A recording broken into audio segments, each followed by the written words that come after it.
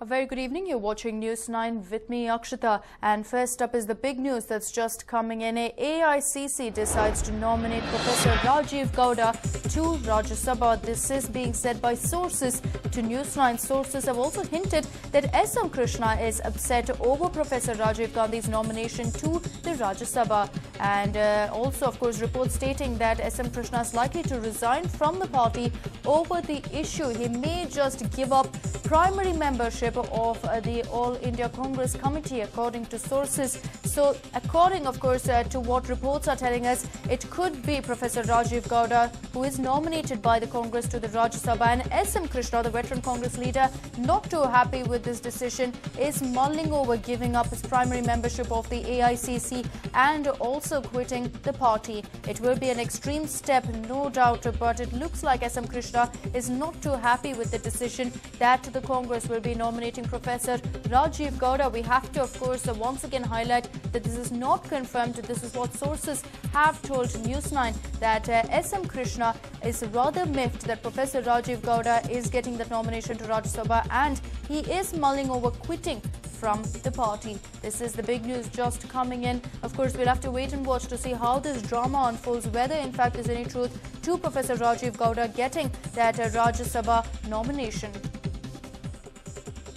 My colleague Harish joins us from the newsroom with more information. Harish, this is no doubt going to change the face of Congress if in fact S.M. Krishna is upset over Rajiv Gowda's nomination to Rajya Sabha.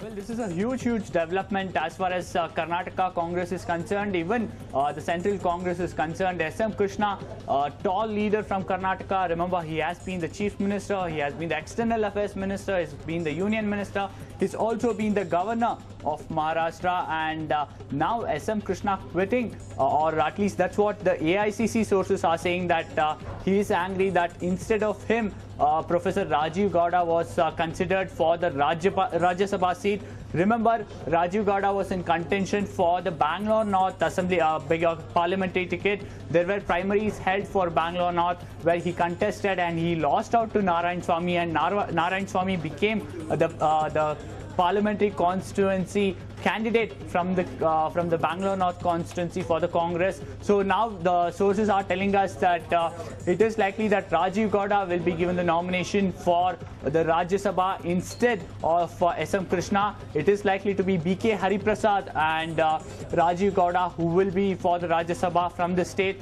instead of S.M. Krishna. Remember, last March S.M. Krishna's term had got over, and along with Rajiv Gowda and few others, and the Congress, remember, any person who wants to get elected to the Rajya Sabha needs 45 seats from each state, from Karnataka, 45 MLA votes technically, and the Congress, which has roughly around 123 seats, has decided not to nominate S.M. Krishna. There can be various conclusions drawn for this decision of the AICC, whether remember, Mandya Congress lost Mandya parliamentary constituency.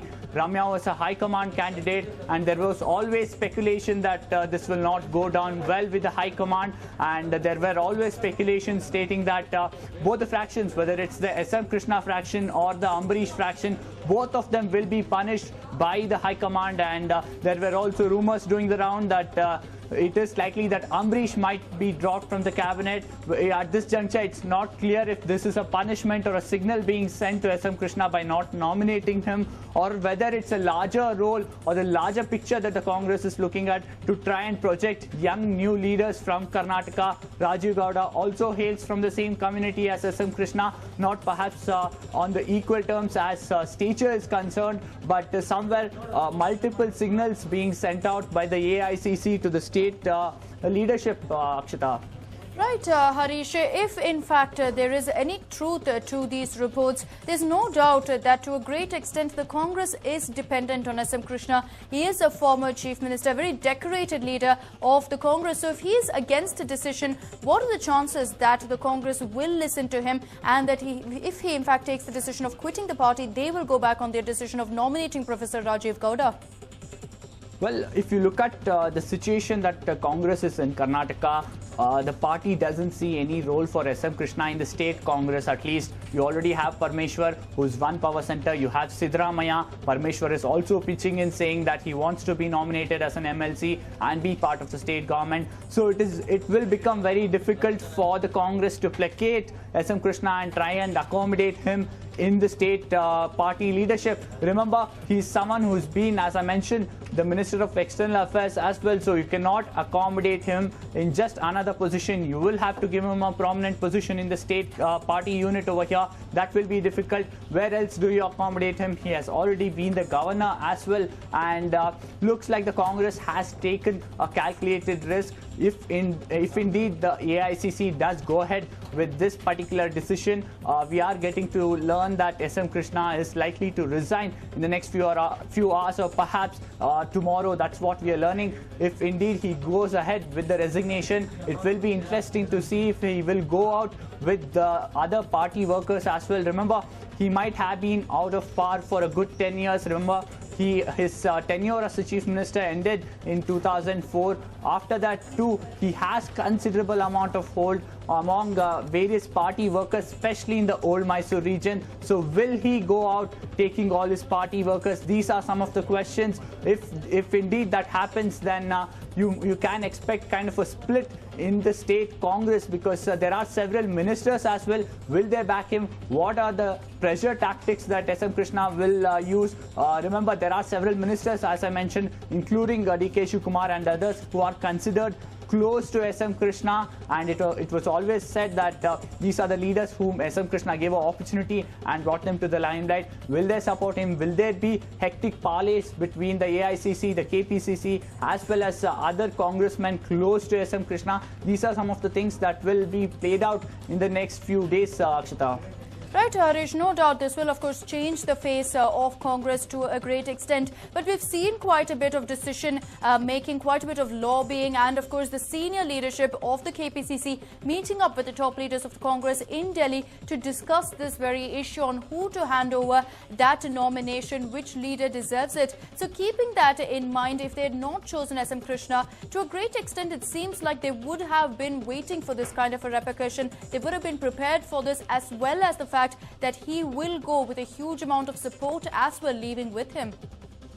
Yes, as I mentioned, if indeed the information coming in from the AICC is true, then obviously the Congress High Command, including the Gandhi family, would have thought about the repercussions, what would happen in the state. And as I mentioned, it is a calculated risk that the Congress is taking. There have been hectic parleys in the past few days, including the Chief Minister. Everyone has camped in Delhi. Everyone has spoken to the High Command, including people who want to get nominated for the MLC as well as Rajya Sabha. Both of them have gone to Delhi. They have lobbied for themselves with various leaders. And if you look at the candidate whom the Congress is selecting now, it's Rajiv Gowda.